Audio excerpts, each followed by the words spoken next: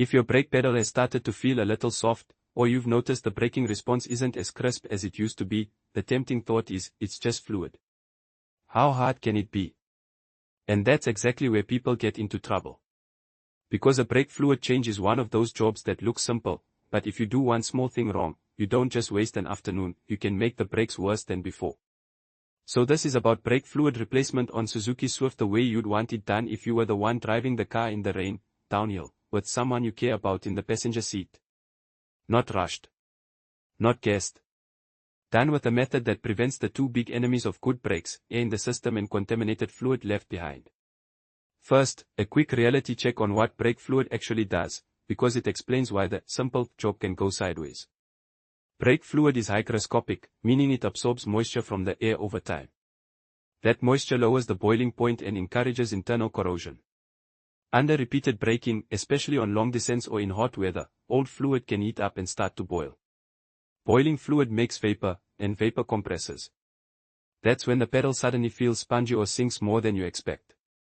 Even if you never boil it, water in the fluid can still make the pedal feel inconsistent and can damage expensive parts like calipers, the master cylinder, and ABS components.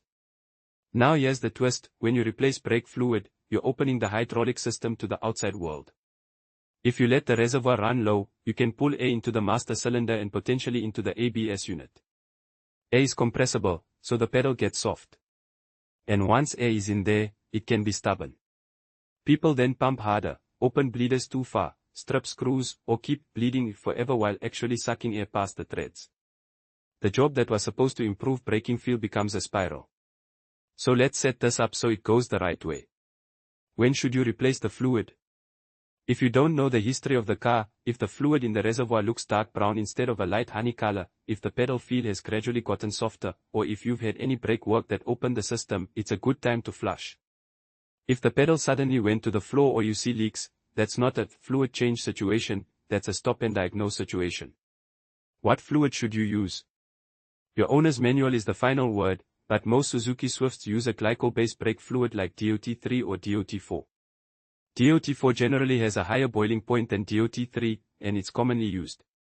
The key is, use the correct spec listed for your car, and use fluid from a sealed container. Brake fluid absorbs moisture from the air, so a bottle that's been open for months is not your friend. Also, don't confuse DOT5 with DOT5.1. DOT5 is silicone-based and is not compatible with systems designed for DOT3/4 in typical passenger cars. DOT5.1 is glycol-based and can be compatible in some cases, but again, the manual matters. If you're not sure, don't improvise. Before touching anything, protect your paint. Brake fluid is excellent at removing paint. If you spill it, wipe it immediately and rinse with plenty of water. Don't rub it in like it's a polish, just get it off and flush the area. Tools and setup matter more than people think. You want a proper box-end wrench that fits the bleeder screws snugly, not an adjustable wrench that rounds things off. You want clear tubing that fits tightly over the bleeder nipple, and a catch bottle. You want gloves and eye protection because brake fluid in your eyes is a miserable experience. And you want a way to keep the car safely supported, level ground, wheel chocks, and jack stands. Never rely on a jack alone. Now, methods. There are a few ways to bleed and flush: the classic 2-person pump and hold, a 1-person bottle with a one-way valve, a vacuum bleeder, or a pressure bleeder. For a driveway job on a Suzuki Swift, the 2-person method is reliable if you do it carefully, and a vacuum bleeder can be convenient but can also fool you with bubbles that come from air leaking around the bleeder threads rather than from the brake line. Pressure bleeding is excellent when done correctly, but it requires the right cap adapter and careful pressure control. If you're new, the 2-person method is usually the easiest to understand and the hardest to mess up, assuming you never let the reservoir run low. Let's talk about the bleeding order, because this is where people either get confident or get confused. The general principle is to start with the wheel farthest from the master cylinder and work toward the closest, so you push old fluid out through the longest lines first. On many left-hand drive cars, that often means right rear, right front, left front.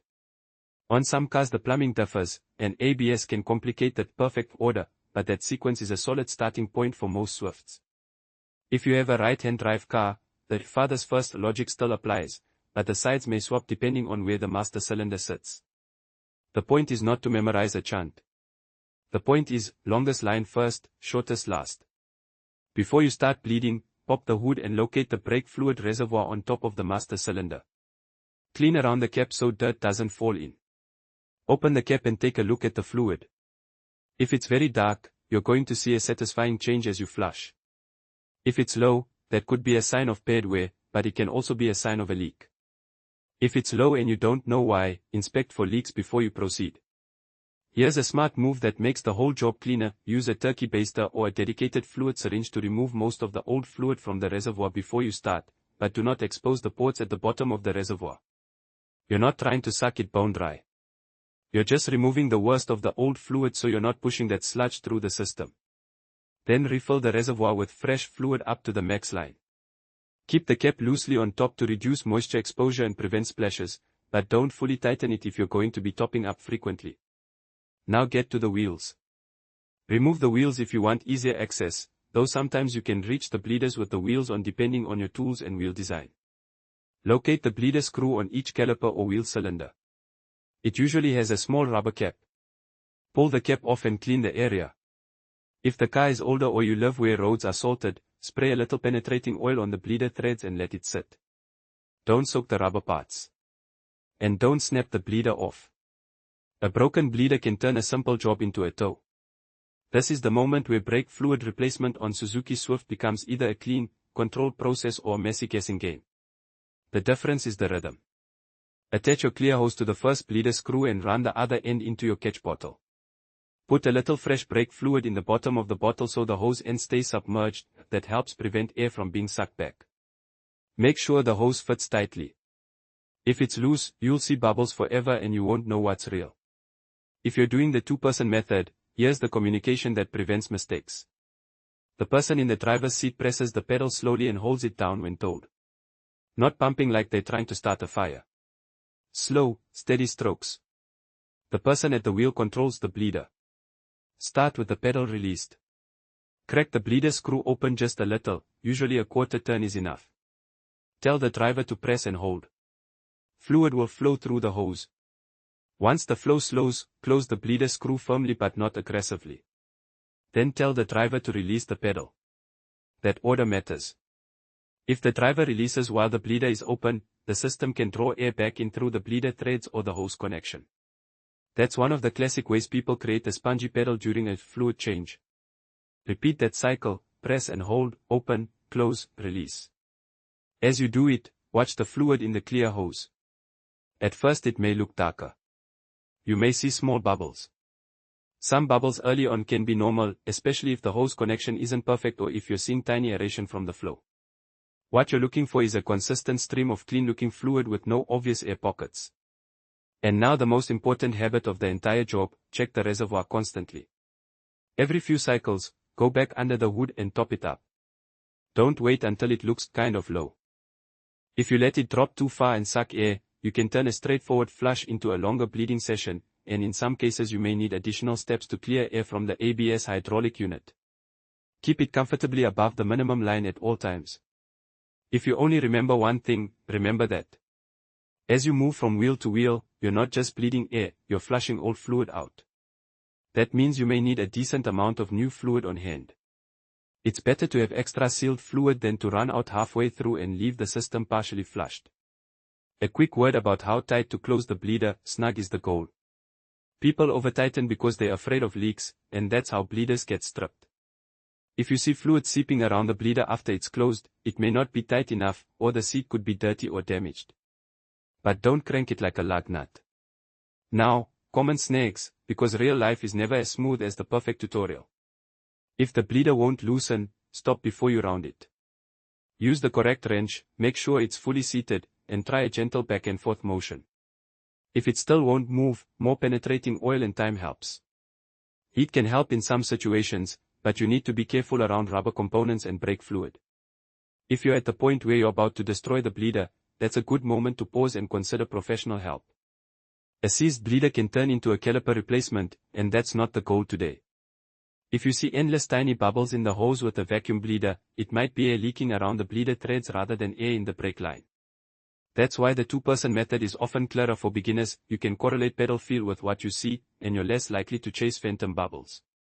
If you must use vacuum, you can sometimes reduce thread leak bubbles by not opening the bleeder too far and ensuring the hose connection is airtight. If the fluid comes out foamy, slow down. Rapid pedal pumping can aerate the fluid. Slow strokes, steady holds. Let the system settle for a minute if needed. If the pedal starts to feel worse during the process, don't panic, but don't ignore it. A temporarily soft pedal can happen while air is moving through the lines, but if you finish all 4 corners and the pedal is still spongy, something is wrong, air is still trapped, the reservoir ran low at some point, a connection is leaking, or the bleeding sequence and technique weren't consistent. As you finish the last wheel, do a final top-up of the reservoir to the correct level. Clean any spilled fluid. Put the reservoir cap back on properly. Now comes the part people skip because they're eager to drive, verification. First, with the engine off, press the brake pedal several times. It should become firm and stop at a consistent height. If it slowly sinks to the floor with steady pressure, that can indicate a leak or an internal issue, and you should not drive the car. With the engine on, the pedal will drop slightly because the brake booster is assisting, but it should still feel solid and responsive, not mushy. Next, inspect each bleeder screw area for seepage. Look at the calipers or wheel cylinders, the flexible brake hoses, and any fittings you can see. Even a small leak matters because it can draw air back in and it can worsen quickly. ABS adds one more layer. In many cases, a normal bleed is enough after a routine fluid flush if you never introduced air into the ABS unit.